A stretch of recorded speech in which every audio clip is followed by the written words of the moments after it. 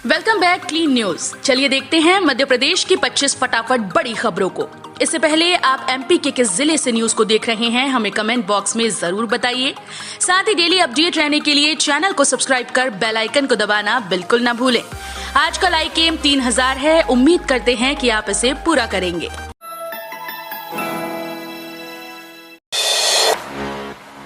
सरकारी शिक्षक बनने का अंतिम मौका 28 दिसंबर से पहले भर दें फॉर्म। मध्य प्रदेश में एक बार फिर शिक्षक बनने का मौका मिलने जा रहा है। कम से कम 12वीं पास अभ्यर्थी और 18 साल से कम उम्र वाले युवा प्राथमिक शिक्षक बन सकते हैं। मार्च माह में इसकी परीक्षा आयोजित की जाएगी। ये परीक्षा प्रोफेशनल एग्जामिनेशन बोर्ड लेने वाला है। स्कूल शिक्षा विभाग ने प्राथमिक शिक्षक पात्रता परीक्षा वर्ग 3 की भर्ती निकाली थी। ये परीक्षा प्रोफेशनल एग्जामिनेशन बोर्ड लेगा और चयनित शिक्षकों को जनजातीय कार्य विभाग के स्कूल्स में पदस्थापना की जाएगी। मध्य प्रदेश में फसल बीमा कराने के लिए अब लगेगी किसान चौपाल। मध्य प्रदेश में 5000 स्थानों पर लगेगी चौपाल। कृषि विभाग और बीमा कंपनीज के प्रतिनिधि बताएंगे बीमा कराने के फायदे। किसानों को प्राकृतिक आपदा की स्थिति में फसलों को होने वाले नुकसान से बचाने के लिए प्रधानमंत्री फसल बीमा अधिक से अधिक कराया जाएगा। इसके लिए सरकार पहली बार मध्य प्रदेश में किसान चौपाल लगाने जा रही है। 5000 जगहों पर यह चौपाल लगेगी। इसमें कृषि और फसल बीमा करने वाली कंपनीज के प्रतिनिधि किसानों को फसल बीमा कराने के फायदे बताएंगे। यूरिया और डीएपी की कीमतों में बेतहाशा वृद्धि। 2021-22 में रिकॉर्ड 1.4 लाख करोड़ रुपए तक पहुंच सकती है खाद सब्सिडी। सरकार की उर्वरक सब्सिडी चालू वित्त वर्ष में रिकॉर्ड करीब 1.4 लाख करोड़ रुपए तक पहुंच सकती है। इसका प्रमुख कारण यूरिया और डीएपी जैसे उर्वरकों के अंतर्राष्ट्रीय मूल्य में वृद्धि है। उद्योग संगठन फर्टिलाइजर एसोसिएशन ऑफ इंडिया ने ये कहा। एएफआई के चेयरमैन केएस राजू ने सालाना सेमिनार को संबोधित करते हुए कहा कि समय पर सब्सिडी का भुगतान उद्योग के लिए गंभीर मुद्दा रहा है। उन्होंने कहा कि सरकार ने पिछले वित्त वर्ष 2020-21 में 65,000 करोड़ रुपए अतिरिक्त उपलब्ध कराए थे। इससे कुल बजटीय आवंटन 1,34,000 करोड़ रुपए पहुंच गया था। मध्य प्रदेश की अदालतों में नौकरी के अवसर 30 दिसंबर तक करें आवेदन। मध्य प्रदेश उच्च न्यायालय ने प्रदेश के विभिन्न अदालतों में खाली पदों पर भर्ती जॉब्स इन एमपी कोर्ट्स के लिए विज्ञापन जारी किया है। करीब 1255 पदों पर भर्ती के लिए ऑनलाइन आवेदन मंगवाए गए हैं। ये भर्तियां स्टेनोग्राफर समेत विभिन्न पदों के लिए निकाली गई हैं। 30 दिसंबर तक आवेदन करें। भर्ती के लिए आखिरी डेट 30 दिसंबर रखी गई है। नौकरी के इच्छुक युवा और योग्य उम्मीदवार हाईकोर्ट की आधिकारिक वेबसाइट mpHC.gov.in पर विभिन्न पदों के लिए आवेदन कर सकते हैं। उम्मीदवारों को 30 दिसंबर 2021 को या उससे पहले ऑनलाइन आवेदन पत्र जमा करना होगा। 8वीं तक ऑफलाइन क्लास बंद करने की मांग। मध्य प्रदेश शिक्षक कांग्रेस का सरकार को पत्र। कोरोना की संभावित तीसरी लहर की आशंका से हर कोई परेशान है। Stop offline class. संक्रमण से जुड़े खतरे को देखते हुए ऑफलाइन हो चुकी बच्चों की कक्षाओं को फिर से ऑनलाइन करने की मांग शुरू हो गई। मध्य प्रदेश शिक्षक कांग्रेस ने इसे लेकर सरकार को पत्र लिखा। मध्य प्रदेश शिक्षक कांग्रेस की मांग है कि पहली से 8वीं तक की ऑफलाइन कक्षाएं बंद कर दी जानी चाहिए। बच्चों का वैक्सीनेशन अभी बहुत दूर है। ऐसे में अगर तीसरी लहर आई तो उसका सबसे ज्यादा नुकसान छोटे बच्चों को हो सकता है। अब कोरोना पॉजिटिव आने पर होम आइसोलेशन नहीं, सीधा अस्पताल में होना पड़ेगा भर्ती। आदेश जारी। भारत में जहां कोरोना के नए वेरिएंट ओमिक्रॉन की दस्तक हो चुकी है, कर्नाटक में कोरोना वायरस के नए स्वरूप ओमिक्रॉन के 2 मामले सामने आए, जिसे लेकर पूरे देश भर में हड़कंप मचा हुआ है। कोरोना के नए स्वरूप को लेकर राज्य सरकार भी अलर्ट हो गई। वहीं जबलपुर प्रशासन ने सख्ती दिखाते हुए नई गाइडलाइन जारी की है, जिसके बाद कोरोना का नया पॉजिटिव मरीज मिलने पर उसे होम आइसोलेशन नहीं, सीधे अस्पताल में भर्ती किया जाएगा। जवाहर नवोदय स्कूल में पढ़ने का मौका। आवेदन करने की बढ़ी तारीख। जो छात्र जवाहर नवोदय स्कूल में प्रवेश के लिए आवेदन करने से चूक गए, उनके पास एक और मौका है। ऐसे छात्र अब 15 दिसंबर तक आवेदन कर सकेंगे। पहले इसके लिए आवेदन करने की आखिरी तारीख 30 नवंबर थी, लेकिन अब इसे बढ़ाकर 15 दिसंबर कर दिया गया। नवोदय विद्यालय समिति के नामांकन पोर्टल के जरिए छात्र आवेदन कर सकते हैं। ऐसे छात्र जो 2021-22 में कक्षा 5वीं में किसी भी स्कूल में पढ़ते हैं, वो इसके लिए आवेदन कर सकते हैं। छात्रों का जन्म 1 मई 2009 से 30 अप्रैल 2013 के बीच होना जरूरी है। जबलपुर में प्लॉट्स का अधिग्रहित कर रहा नगर निगम। ऐसे प्लॉट मालिक जो नगर निगम को राजस्व का चूना लगाने से बाज नहीं आ रहे, उनकी शामत आ गई है। राजस्व विभाग का मैदानी अमला हर वार्ड में ऐसे प्लॉट खोजने में जुट गया है जिसके मालिकों का अता पता नहीं, ताकि गुमनाम भूखंडों को निगम अपने कब्जे में ले सके। इस अभियान की शुरुआत कल से युद्ध स्तर पर की जा चुकी है।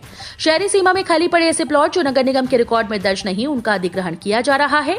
कार्यवाही की शुरुआत संभाग क्रमांक 6 के राजीव गांधी और दीनदयाल उपाध्याय वार्ड से की गई, जहां कल सुबह 10 बजे से लेकर 12 बजे तक राजस्व अमला लगभग 10 गुमनाम प्लॉट्स को अधिग्रहित कर अपना बोर्ड लगा चुका है। एमपी पंचायत चुनाव पर बड़ी खबर। फिर होगी आरक्षण की प्रक्रिया। जारी हुआ आदेश। मध्य प्रदेश में एक तरफ पंचायत को लेकर तैयारियां तेजी से चल रही हैं, वहीं कुछ अड़चनों के चलते अब तक पंचायत चुनाव की तारीखों का ऐलान नहीं हो पाया। इसके अलावा जिला पंचायत अध्यक्ष के पद के लिए अब तक आरक्षण की प्रक्रिया भी पूरी नहीं हो पाई थी, जिसको लेकर अब तक की सबसे बड़ी खबर सामने आई। दरअसल पंचायत चुनाव में जिला अध्यक्ष पदों का आरक्षण न होना भी एक बड़ी वजह मानी जा रही थी। बताया जा रहा था कि हो सकता है कि 2014 आरक्षण के आधार पर जिला पंचायत अध्यक्ष पद का चयन होगा।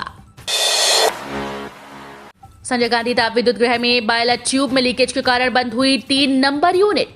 संजय गांधी ताप विद्युत गृह के 210 मेगावाट की 3 नंबर यूनिट शुक्रवार को बंद हो गई। इस बारे में मिली जानकारी के मुताबिक ये यूनिट बॉयलर ट्यूब में लीकेज के कारण शुक्रवार को बंद हुई है। इससे पहले इस यूनिट से 130 मेगावाट बिजली का उत्पादन किया जा रहा था। 3 नंबर यूनिट के बॉयलर ट्यूब में लीकेज कैसे हुआ, इसकी कोई जानकारी फिलहाल सामने नहीं आई। संजय गांधी ताप विद्युत गृह के चीफ इंजीनियर हेमंत संकुले का कहना है कि इस तरह की तकनीकी दिक्कतें आती रहती हैं, जिन्हें जल्द ही सुधार लिया जाएगा। सीएम शिवराज ने की थी सर्वाधिक 39 जनसभाएं। आरंभिक दौर के बाद भाजपा उम्मीदवारों को बढ़त। खंडवा लोकसभा सहित 3 विधानसभा क्षेत्रों के उपचुनाव में मुख्यमंत्री शिवराज सिंह चौहान ने धुआंधार प्रचार किया था। उन्होंने सर्वाधिक 39 जनसभाएं की और चुनाव वाले क्षेत्रों में 5 रात्रि विश्राम किया। भाजपा के प्रदेश अध्यक्ष विष्णुदत्त शर्मा ने 21 जनसभाएं ली, 7 स्थानों पर युवा सम्मेलन किए। वहीं नेता प्रतिपक्ष और पूर्व मुख्यमंत्री कमलनाथ ने 12 अक्टूबर से उपचुनाव में 15 स्थानों पर सभा को संबोधित किया। इंदौर में बिजली कंपनी के ऊर्जा ऐप ने की 347 उपभोक्ताओं की मदद। मध्य प्रदेश पश्चिम क्षेत्र विद्युत वितरण कंपनी का मोबाइल ऐप ऊर्जस मौसम में बदलाव के दौरान बिजली उपभोक्ताओं की मदद के लिए हमसफर साबित हो रहा है। पिछले 24 घंटे के दौरान ऊर्जस ऐप के माध्यम से 347 उपभोक्ताओं की शिकायतों का त्वरित समाधान किया गया। प्रबंध निदेशक अमित तोमर ने बताया कि ऊर्जा मंत्री प्रद्युम्न सिंह तोमर के निर्देश पर उपभोक्ता सेवा व संतुष्टि के लिए हर संभव प्रयास किया जा रहा है। इसी क्रम में कंपनी के ऊर्जस ऐप पर फॉल्ट व अन्य आपूर्ति संबंधी शिकायतों का दर्ज होने के बाद तेजी से निराकरण किया जा रहा है। भोपाल के अशोका गार्डन में लगा मेगा चिकित्सा शिविर। 28 अस्पतालों के नामचीन डॉक्टर दे रहे सेवाएं। राजधानी के अशोका गार्डन के एकतापुरी दशहरा मैदान में स्वर्गीय कैलाश प्रसून सारंग की स्मृति में निःशुल्क चिकित्सा शिविर का शुभारंभ हुआ। इसके उद्घाटन कार्यक्रम में चिकित्सा मंत्री विश्वास सारंग के अलावा मुख्य अतिथि के तौर पर राज्यपाल मंगू भाई पटेल और विशिष्ट अतिथि के रूप में मध्य प्रदेश विधानसभा के अध्यक्ष गिरीश गौतम शामिल हुए। इस अवसर पर राज्यपाल मंगू भाई पटेल जी और मध्य प्रदेश विधानसभा अध्यक्ष माननीय श्री गिरीश गौतम जी ने दीप प्रज्वलन के पश्चात डॉक्टर्स को कैप्रस फाउंडेशन के स्मृति चिन्ह से सम्मानित किया। एमपी के अधिकारियों कर्मचारियों को दी जाएगी अनिवार्य सेवानिवृत्ति, अटक सकती है पेंशन। मध्य प्रदेश के रतलाम और सीहोर जिले के अधिकारियों कर्मचारियों के लिए काम की खबर है। रतलाम कलेक्टर ने साफ किया कि परफॉर्मेंस खराब होने पर अनिवार्य सेवानिवृत्ति दी जाएगी। इस दायरे में 20 वर्ष सेवा और 50 वर्ष आयु के निगम के अधिकारी भी शामिल होंगे। वहीं सेवानिवृत्त होने वाले सरकारी कर्मचारियों का पेंशन के लिए संयुक्त बैंक खाते अनिवार्य हैं। दरअसल गुरुवार को रतलाम कलेक्टर कुमार पुरुषोत्तम ने नगर निगम के कार्यों की समीक्षा के दौरान कहा कि नगर निगम के अधिकारियों कर्मचारियों के कार्य परफॉर्मेंस को परखा जाएगा। सुशासन के लिए एमपी में आपकी सरकार आपके साथ अभियान हितग्राहियों को मिलेगा लाभ। शिवराज सरकार ने एमपी में सुशासन की दिशा में एक महत्वपूर्ण कदम उठाया। दरअसल सीएम शिवराज सिंह चौहान ने कहा कि हितग्राही मूलक योजनाओं का लाभ सभी पात्र हितग्राहियों को दिलाने के लिए आपकी सरकार आपके साथ अभियान चलाया जा रहा है। सीएम शिवराज ने कहा कि अभियान 26 जनवरी 2022 तक निरंतर जारी रहेगा। अभियान के जरिए एक भी पात्र हितग्राही को शासकीय योजना के लाभ से वंचित नहीं होने दिया जाएगा। मुख्यमंत्री श्री चौहान ने कहा कि राज्य सरकार जन कल्याण और सुराज के लिए प्रतिबद्ध है। भारतीय डाक में इन पदों पर आवेदन करने के बचे हैं चंद दिन, बिना परीक्षा होगा चयन। भारतीय डाक में नौकरी करने का मन बना रहे युवाओं के लिए सुनहरा अवसर है। इसके लिए इंडिया पोस्ट ने मध्य प्रदेश, छत्तीसगढ़, उड़ीसा और हिमाचल प्रदेश के सर्कल्स के लिए postal assistant, sorting assistant, postman, mail guards और मल्टीटास्किंग स्टाफ से मेधावी स्पोर्ट्स पर्सन की भर्ती के लिए आवेदन मांगे। इनमें से मध्य प्रदेश, छत्तीसगढ़ सर्कल के लिए आवेदन करने की आज अंतिम तिथि है। इच्छुक और योग्य उम्मीदवार जो अभी तक इनके लिए आवेदन नहीं कर पाए हैं, वो इंडिया पोस्ट की आधिकारिक वेबसाइट पर जाकर अप्लाई कर सकते हैं। जनधन योजना के खाता धारकों के लिए बड़ी खुशखबरी। पीएम जनधन योजना के तहत देश के गरीबों का खाता जीरो बैलेंस पर बैंक, पोस्ट ऑफिस और राष्ट्रीयकृत बैंकों में खोला जाता है। ये सरकार की सबसे महत्वाकांक्षी वित्तीय प्रोग्राम में से एक है। इस योजना के तहत गरीब व्यक्ति अपना बैंक खाता आसानी से खुलवा सकता है। इस योजना के तहत कई तरह के वित्तीय लाभ मिलते हैं। प्रधानमंत्री जनधन योजना के तहत खोले गए अकाउंट में अकाउंट होल्डर को कुल 1.30 लाख रुपए का लाभ मिलता है। इसके अलावा इसमें दुर्घटना बीमा भी मिलता है। कर्मचारियों के लिए खुशखबरी, सरकार ने एक और भत्ते को दी मंजूरी, अब मिलेगा डबल। कर्मचारियों को 28% महंगाई भत्ता मिलना शुरू हो गया। इसके बाद अब 31% डीए को भी मंजूरी मिल गई। डीए बढ़ने के बाद अब कर्मचारियों के लिए एक और खुशखबरी है, अब सरकार ने एक और भत्ते को मंजूरी दी। 28% के हिसाब से हाउस रेंट अलाउंस भी अब बढ़ गया है। दरअसल महंगाई भत्ते के 25% से ज्यादा होने पर एचआरए अपने आप रिवाइज हो गया है। डीओपीटी के नोटिफिकेशन के मुताबिक केंद्रीय कर्मचारियों के लिए हाउस रेंट अलाउंस में बदलाव महंगाई भत्ते के आधार पर हुआ। नितिन गडकरी बोले, सभी अपनाएंगे इलेक्ट्रिक गाड़ियां, महज 1 रुपए में होगा 1 किलोमीटर का सफर। केंद्रीय सड़क और परिवहन मंत्री नितिन गडकरी ने शुक्रवार को 90 एजेंडे आज तक में इलेक्ट्रिक व्हीकल अपनाने के फायदे गिनाए। उन्होंने बताया कि पेट्रोल के मुकाबले इलेक्ट्रिक व्हीकल चलाना कितना सस्ता पड़ता है और ये आपकी कितनी बचत करता है। देश में इलेक्ट्रिक व्हीकल को प्रमोट करने की बात पर नितिन गडकरी ने कहा कि अभी हम देश में 8 लाख करोड़ रुपए का पेट्रोलियम आयात करते हैं। आने वाले सालों में ये बढ़कर 25 लाख करोड़ रुपए भी हो जाए तो इसमें कोई बड़ी बात नहीं। इन बैंकों के ग्राहक को हो जाएंगे मालामाल, खाते में आएंगे 5-5 लाख रुपए।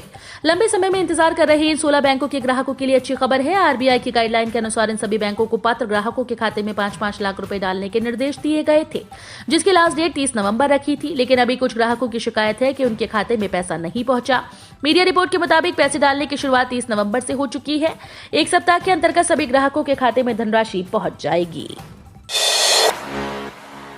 बिना वैक्सीनेशन नहीं मिलेगा राशन, बिना मास्क दुकान में एंट्री पर भी रोक।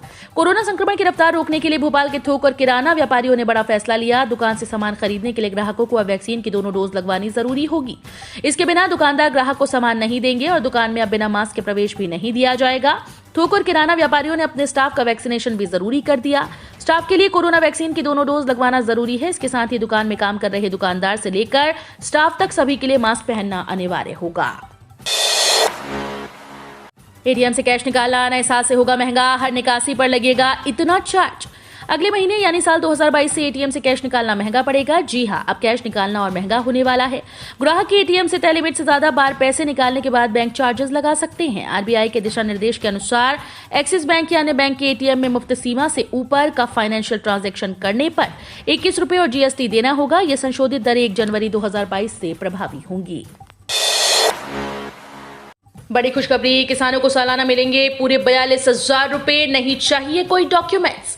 प्रधानमंत्री किसान सम्मान निधि योजना के लाभार्थियों के लिए अच्छी खबर है। अब आपको सालाना 6,000 रुपए के साथ साथ 36,000 रुपए का भी फायदा मिलेगा। यानी आपको सालाना पूरे 42,000 रुपए का फायदा सरकार की ओर से मिलेगा।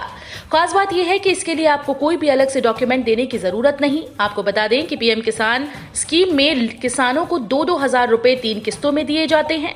इसके अलावा आप किसान मानधन योजना के तहत हर महीने 3,000 रुपए की पेंशन ले सकते हैं। वुमेन नॉन कंसेंशुअल कंटेंट को लेकर सख्त हुआ एमईटीए, बनाया पोर्टल, शिकायत दर्ज करा सकेंगी महिलाएं। सोशल मीडिया की दिग्गज कंपनी एमईटीए ने भारत में महिला उपयोगकर्ताओं की सुरक्षा सुनिश्चित करने के लिए कई नवीन पहल की घोषणा की। मेटा को पहले फेसबुक के नाम से जाना जाता था। महिलाओं के फोटो पर सेक्सुअल अब्यूज और कमेंट सहित अंतरंग फोटो पर मजाक करने वाले सभी नॉन कंसेंशुअल कंटेंट को लेकर कंपनी सख्त हो गई, जिसके बाद कंपनी ने ये बड़ा निर्णय लिया है। जननायक टंटिया भील के बलिदान स्थली जबलपुर में उनकी शहादत के नामो निशान मौजूद नहीं। आदिवासी जननायक टंटिया भील की गौरव गाथाओं की गूंज इन दिनों मध्य प्रदेश में बुलंद है। तमाम शासकीय आयोजनों के जरिए भारतीय संग्राम के इस वीर सपूत की शहादत और संघर्ष को याद किया जा रहा है। इस बीच ये खबर हैरान करने वाली हो सकती है कि वीर सपूत की शहादत स्थली जबलपुर में उनके बलिदान के नामो निशान तक मौजूद नहीं थे। 132 वर्ष पहले 4 दिसंबर 1889 को उन्हें जबलपुर के केंद्रीय कारागार में फांसी दी गई थी। फांसी के उपरांत उनके मृत शरीर को पाताल पानी के कालाकुंड रेलवे ट्रैक पर फेंक दिया गया था, ताकि अंग्रेजों की दहशत और सर्वोधाता बनी रहे। हम रोज ऐसे ही न्यूज लाते रहेंगे। आपने अभी तक क्लीन न्यूज एमपी को सब्सक्राइब नहीं किया है तो फटाफट सब्सक्राइब कर लें। साथ ही बेल आइकन को दबाना बिल्कुल ना भूलें, ताकि कोई लेटेस्ट अपडेट मिस ना हो।